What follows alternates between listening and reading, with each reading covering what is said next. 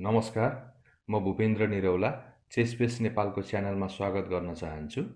आज म ओपनिङको बेसिक्स प्रिन्सिपलको बारेमा बताउन गइरहेको छु।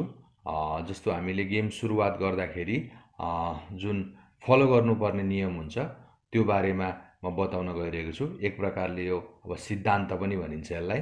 र हामीले चेस खेल्दाखेरि 3टा चरण हुन्छ, जस्तो ओपनिङ, मिडल गेम र एन्ड गेम। र हामीले 3 चरणमै चाहिँ राम्ररी खेल्न सक्नुपर्छ। जस्तो हामीले ओपनिङ पनि, मिडल गेम पनि, इन्ड गेम पनि सही तरिकाले खेल्न सक्नुपर्छ। र म त्यसको बारेमा आज बताउन गइरहेको छु। विशेष गरी बिगिनर्स र एमेचर प्लेयरहरूको लागि योभन्दा अगाडिको भिडियोहरूमा पनि हामीले चाहिँ चेस कसरी खेल्ने र चेकमेटहरू कसरी गर्ने भन्ने बारेमा भिडियो बनाइसकेका छौँ। पहिलो नम्बरमा हामीले ओपनिङ गर्दाखेरि जहिले पनि सेन्टर कन्ट्रोल गर्ने अथवा सेन्टर नियन्त्रण गर्ने। दोस्रो बुँदा चाहिँ हामीले माइनर पिस पहिला डेभलप गर्ने। तेस्रो बुँदा धेरै पिउसा सुरुवाती अवस्थामा नचाल्ने। चौथो बुँदा चाहिँ सुरुवाती अवस्थामा एउटै गोटी हामीले बार बार नचाल्ने। 5 नम्बर मन्त्री हामीले पहिला नचाल्ने। र 6 नम्बर राजालाई क्यासलिङ गरेर सुरक्षित गर्ने।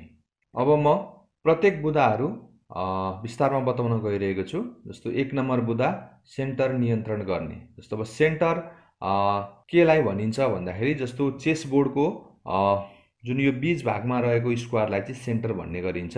जस्तो यो E4 square, E5 square, D4 square र D5 स्क्वायर, यो 4वटा स्क्वायरलाई चाहिँ सेन्टर भन्ने गरिन्छ। र हामीले गेम खेल्दाखेरि जहिले पनि यो सेन्टर नियन्त्रण गरेर खेल खेल्नुपर्ने हुन्छ। र अरू यो स्क्वायरहरू पनि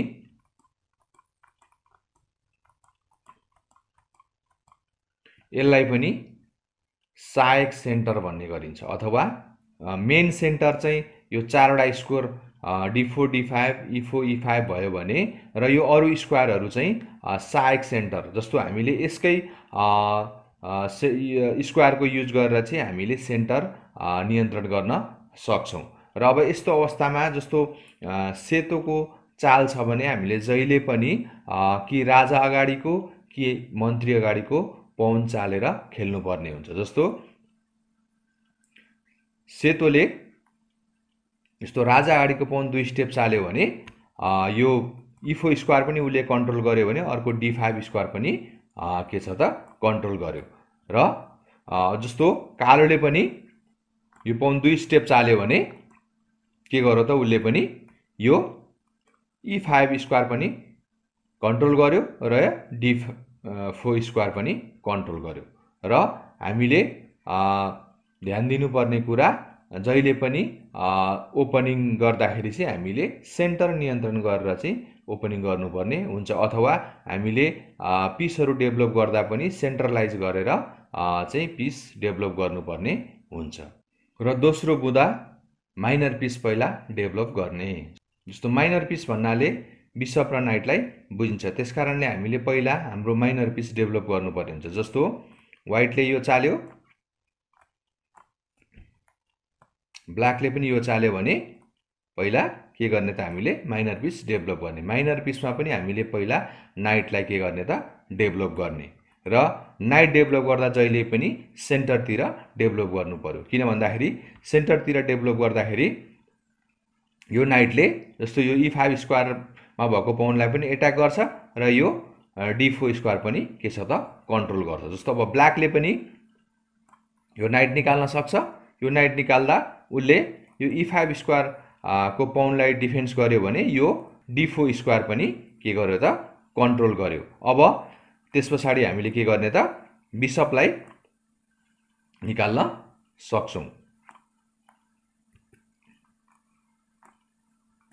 जस्तो बिसप यहाँ निस्क्यो भने के छ त बिसपले D5 स्क्वायर पनि कन्ट्रोल गर्यो र अर्को किङ साइड पनि के गर्यो त यसले एट्याक गर्यो। पहिला चाहिँ के गर्नु पर्यो, हामीले माइनर पिस डेभलप गर्नु पर्यो। र अर्को फाइदा माइनर पिस पहिला डेभलप गर्दा किङ साइडतिरको डेभलप गर्दाखेरि र अर्को के भयो त यो किङलाई क्यासल गर्ने ठाउँ पनि के छ त खाली भयो। र अब यसमा चाहिँ हामीले बिसप भन्दा चाहिँ पहिला नाइट किन डेभलप गर्नुपर्छ भन्दाखेरि जस्तो पहिला बिसप डेभलप गर्दा चाहिँ के बेफाइदा हुन्छ, जस्तो यस्तो अवस्थामा पहिला बिसप डेभलप गर्दा चाहिँ जस्तो बिसप यहाँ डेभलप गरियो भने के छ त सेन्टर त यसले लियो, तर के छ त बिसपको चाहिँ चाल चाहिँ के छ त अप्सन बेसी हुन्छ नाइटको भन्दा। किन भन्दाखेरि जस्तो हामीले नाइट यहाँ डेभलप गर्दाखेरि नाइटको बेस्ट स्क्वायर भनेकै F3 हो पहिला निकाल्दा, त्यस कारणले नाइटको बेसी अप्सन हुँदैन, त्यस कारणले हामीले कम अप्सन भएको पिस चाहिँ पहिला निकाल्नु पर्ने हुन्छ। जस्तो अब बिसपको चाहिँ जस्तो यो बिसप C4 पनि जान सक्छ अथवा B5 पनि जान सक्छ आवश्यक अनुसार, अथवा E2 पनि जान सक्छ। त्यस कारणले गर्दाखेरि पहिला चाहिँ नाइट डेभलप गर्नुपर्ने हुन्छ। र तेस्रो मुद्दा धेरै पिउसा नचाल्ने। जहिले पनि हामीले ओपनिङमा चाहिँ पिउसाहरू धेरै चाल्नु हुँदैन। जस्तो पिउसा धेरै चाल्दाखेरि चाहिँ हामीलाई के हुन्छ त आफ्नो पिसहरू निकाल्न चाहिँ के हुन्छ ढिलो हुन्छ, र त्यस कारणले गर्दाखेरि अपोनेन्टले हामीलाई के गर्छ त एट्याक गर्न सजिलो हुन्छ। जस्तो यस्तो अवस्था भयो भने हामीले पिउसाहरू चाल्नुको सट्टा हामीले पहिला के गर्नु पर्यो, माइनर पिस चाहिँ पहिला के गर्नु पर्यो डेभलप गर्नु पर्यो। हामीले बिसप यहाँ निकाल्न सक्छौँ, आवश्यकता अनुसार यहाँ पनि निकाल्न सक्छौँ, तर यस्तो अवस्थामा हामीले के गर्ने त पिउसाहरू अनावश्यक चाल्यौँ भने के छ त अपोनेन्टलाई चाहिँ पिस डेभलप गर्न छिटो हुन्छ र अपोनेन्टले आफ्नो किङलाई छिटो एट्याक गर्न सक्छ। हामीले ओपनिङमा जहिले पनि पाउन चाहिँ एकदम कम चाल्नु पर्ने हुन्छ। पाउन चाल्दाखेरि आफ्नो पिसहरू निकाल्न समय लाग्ने हुन्छ, अथवा पाउन चाहिँ चलेपछि फेरि के हुन्छ त ब्याक हुन सक्दैन। त्यसकारणले भविष्यमा गएर चाहिँ हामीलाई डिफेन्स गर्न अप्ठ्यारो पनि हुन सक्छ। र चौथो मुद्दा एउटै पिसलाई बार बार नचाल्ने। जस्तो हामीले ओपनिङमा जहिले पनि ध्यान दिनुपर्ने कुरा, यो पोइन्ट पनि एकदम महत्त्वपूर्ण छ।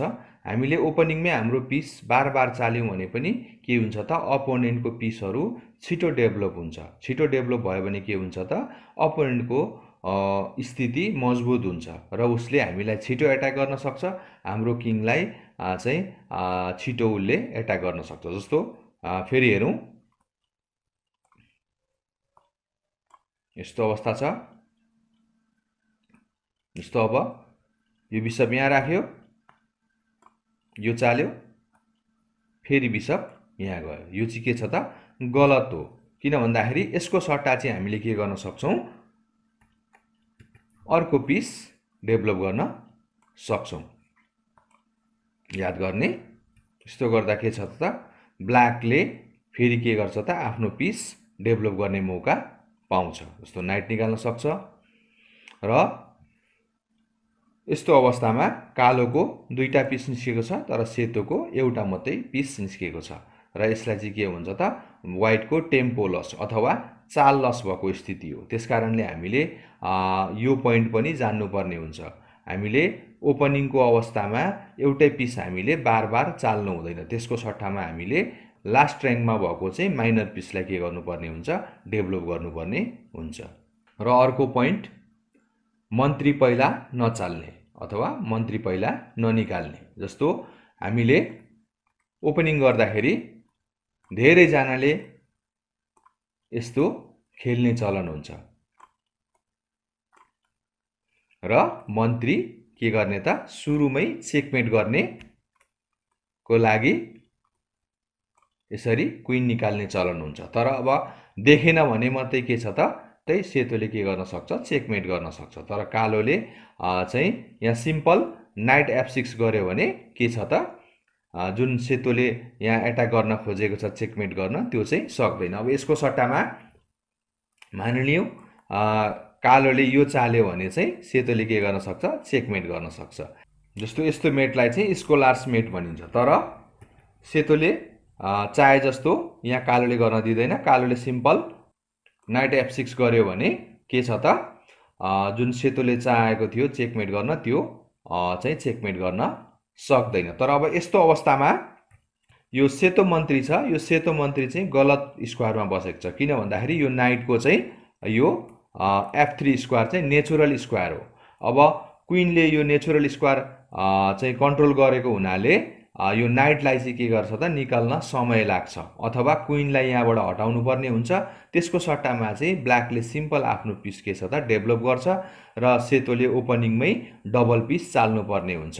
त्यसो गर्दाखेरि कालोलाई फाइदा छ। र यस्तै अवस्थामा व्हाइटले फेरि क्वीन B3 चाल्यो भने नाइट D4 आउन सक्छ। अब बिशपले चेक दियो भने सिम्पल किङ E7 आउन सक्छ। अब बिशपलाई बचाउनु पर्ने हुन्छ क्वीनले। क्वीन यहाँ गयो भने फेरि B5 आयो भने के छ त क्वीनले यो डायगोनल छोड्नु पर्ने हुन्छ र यो डायगोनल छोडेपछि सिम्पल किङले बिशपलाई क्याप्चर गर्न सक्छ र ब्ल्याकको पोजिसन के हुन्छ त राम्रो हुन्छ। त्यसकारणले हामीले कहिले पनि सुरुमा चाहिँ क्वीनलाई चाहिँ चाल्नु हुँदैन। र अर्को बुदा क्यासल गरी राजालाई सुरक्षित गर्ने, र यो बुदा पनि इम्पोर्टेन्ट छ। किन भन्दाखेरि किङ चाहिँ सेन्टरमा भयो भने अपोनेन्टलाई के छ त एट्याक गर्न सजिलो हुन्छ। त्यसकारणले हामीले राजालाई सुरक्षित गर्नु पर्यो क्यासल गरेर। जस्तो यस्तो अवस्था आयो, यस्तै नाइट पहिला डेभलप गर्ने, जस्तो त्यो नाइट यहाँ आयो भने हामीले बिशप यहाँ अब के भयो त हामीले सेन्टर पनि कन्ट्रोल गरेका छौँ र हाम्रो माइनर पिस पनि डेभलप छ।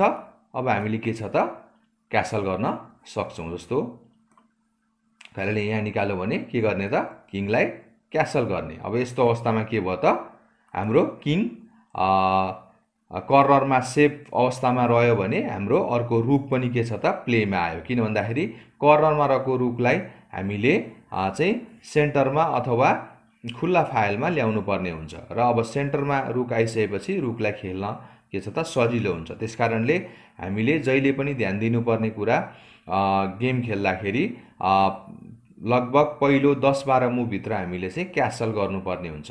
यस्तो भयो भने चाहिँ हाम्रो के छ त किङ पनि सुरक्षित रहन्छ भने कर्नरमा भएको रुक पनि प्लेमा आउँछ। र यो बुँदाहरू चाहिँ हामीले फलो गर्नुपर्ने हुन्छ। र म यहाँ 1-2वटा उदाहरणहरू दिन गइरहेको छु। जस्तो ओपनिङको रुल्सहरू ब्रेक गर्दाखेरि कस्तो अवस्था आउँछ त्यो बारेमा पनि म बताउन गइरहेको छु। जस्तो E4, E5, नाइट F3 र D6। अब यस्तो अवस्थामा बिशप C4, बिशप के भयो त डेभलप पनि भयो र यो डायगोनल एट्याक पनि भयो र क्यासलको लागि बाटो पनि खाली भयो। अब यस्तो अवस्थामा नाइट C3, व्हाइटको तीनटै पिस के भयो त सेन्टरलाइज भयो। अब यस्तो अवस्थामा चाहिँ कालोले चाहिँ के गर्यो त यो नाइटलाई चाहिँ पिन गर्यो। अब व्हाइटले यो पाउनलाई के गर्यो त क्याप्चर गर्यो। अब यस्तो अवस्थामा के छ त व्हाइटले ओपनिङ तोड्यो। उसले के गर्यो त पाउन फ्रीमा नाइटले के गर्यो त पाउन खायो र यो बिशपले के छ त यो क्वीनलाई फ्रीमा दियो। अब यस्तो अवस्थामा कालोले यो क्वीन क्याप्चर गर्यो भने के छ त सिम्पल व्हाइटले पहिला बिशपले चेक दिन्छ। यो बिशप क्याप्चर गर्न सक्दैन किङले, किन भन्दा नाइटले सपोर्ट गरेको छ।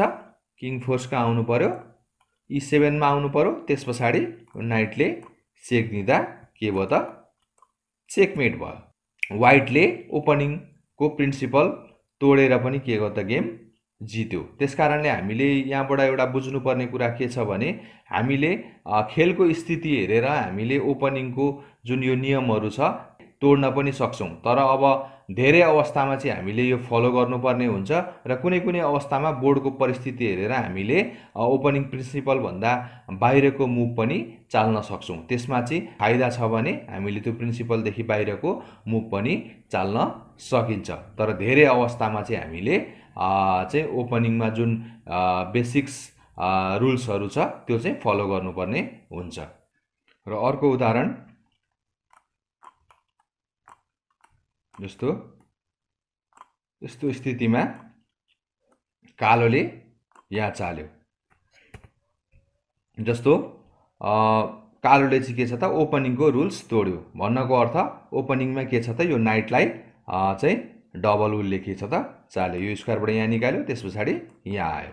अब सेतोको पालो।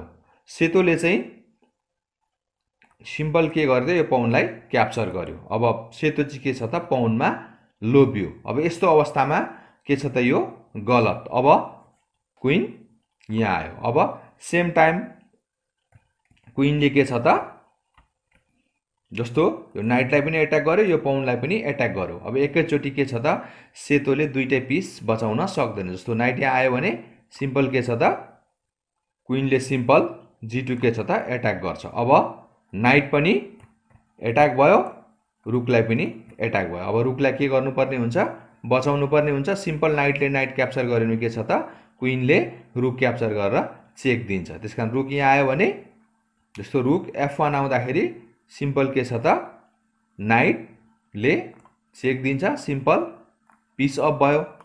अब यस्तो अवस्थामा यदि नाइटले नाइट खायो भने सिम्पल क्विन चेक। र यस्तो अवस्थामा बिशपले चेक दियो भने सिम्पल किङ D8 जान्छ र नेक्स्ट मुभ फेरि यो नाइट र पाउन सेतोले बचाउन सक्दैन। तर यस्तो अवस्थामा वाइटले यो पाउनलाई क्याप्चर नगरी सिम्पल क्यासल गरेको भए के छ त वाइटलाई फाइदा हुन्थ्यो। किन भन्दाखेरि वाइटको सो नाइट पनि डेभलप छ, बिशप पनि डेभलप छ र के छ त क्यासल पनि गरेको अवस्था छ। तर कालोको चाहिँ सिम्पल के छ त एउटा मात्रै पिस डेभलप छ र के छ त उसको चाहिँ क्यासल पनि भएको छैन र यो पाउन पनि के छ त अनप्रोटेक्टेड अवस्थामा छ। यसो गर्दाखेरि के भयो त डेभलपमेन्टमा वाइटलाई फाइदा हुन्छ। र अन्त्यमा जुन जति पनि हामीले यो ओपनिङको नियमहरू जान्यौँ, हामीले चाहिँ यो फलो गरेर खेल्नुपर्ने हुन्छ।